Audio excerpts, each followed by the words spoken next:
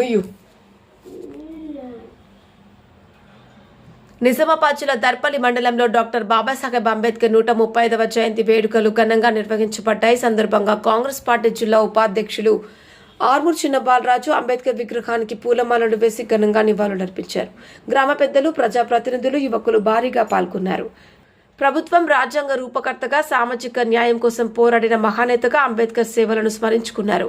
ఆయన చూపిన సమానత్వం, స్వేచ్ఛ, సౌభాతృత్వ మార్గంలో నడవాలని నాయకులకు పిలుపునిచ్చారు.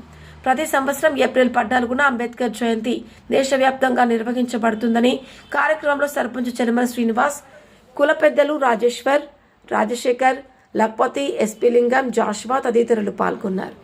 రూరల్ రిపోర్టర్ ప్రసాద్, దృశ్యం న్యూస్. నిర్మాత,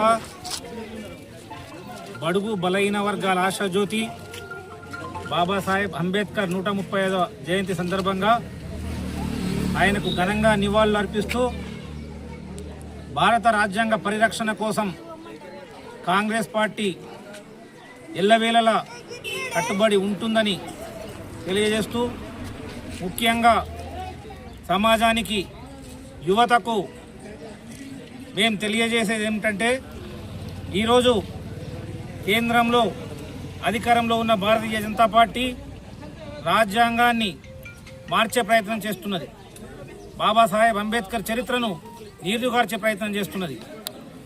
దాన్ని అడ్డుకొని కాంగ్రెస్ పార్టీ ఈరోజు దేశవ్యాప్త ఉద్యమం, భారత రాజ్యాంగ పరిరక్షణ పేరుతోని కాంగ్రెస్ పార్టీ దేశవ్యాప్త ఉద్యమానికి శ్రీకారం చుట్టింది.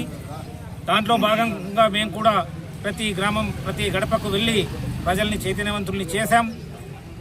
ఏ పార్టీలు వచ్చినా, ఎన్ని పార్టీలు వచ్చినా, ఎవరు అధికారంలోకి వచ్చినా బాబాసాహెబ్ అంబేద్కర్ ఆశయాల్ని అడ్డుకోలేరు. రాజ్యాంగాన్ని మార్చడం ఎవరి తరం కాదు. అందరి హక్కుల కోసం, కులాలు మతాలకు అతీతంగా భారతదేశ ప్రజలందరూ ఒకటేనని, అందరి హక్కుల కోసం రాసిన రాజ్యాంగాన్ని ఈరోజు మార్చే ప్రయత్నాన్ని మనం అందరం కలిసి అడ్డుకోవాలి. యువత, అన్ని బడుగు బలైన వర్గాలంతా కలిసి బీజేపీ ఆడుతున్న కుట్రని, డ్రామాని అడ్డుకోవాలి. అందరూ కలిసి ఐకమత్యంగా బాబాసాహెబ్ రచించిన రాజ్యాంగాన్ని కాపాడుకోవాలని చెప్పి తెలియజేస్తూ జై భీమ్, జై భీమ్. 135వ భారత అంబేద్కర్ జయంతి సందర్భంగా భారతదేశంలో కూర్చుంటే తప్పు, నిల్చుంటే తప్పు, చదువుకుంటే తప్పు, బడికి వెళ్తే తప్పు, గుడికి వెళ్తే తప్పు, తప్పు తప్పు తప్పు. అటువంటి తప్పు అనే అంటరానితనము జరగడం వల్ల ఒక విప్లవం పుట్టుకొచ్చింది. అదే డాక్టర్ బిఆర్ అంబేద్కర్ పుట్టిన సందర్భంగా అటువంటి అంటరానితనంను తొలగించిండు. 1891 14వ తారీఖు 4వ నెలలో అంబేద్కర్ జన్మించడం జరిగింది.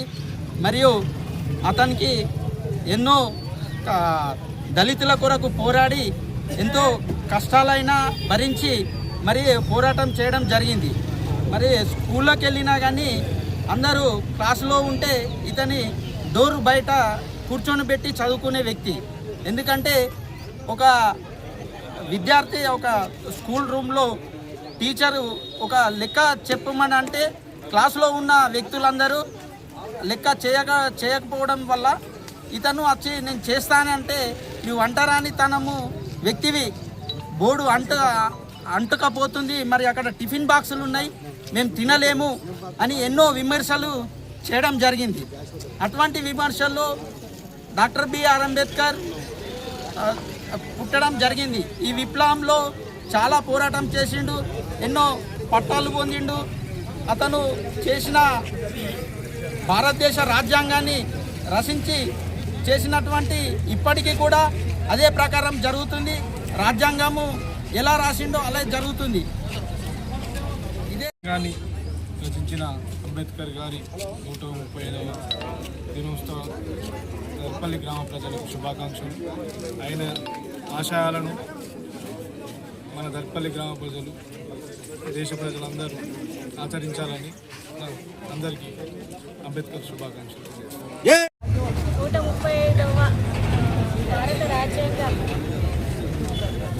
నిర్మాత అంబేద్కర్ గారి జయంతి సందర్భంగా శుభాకాంక్షలు.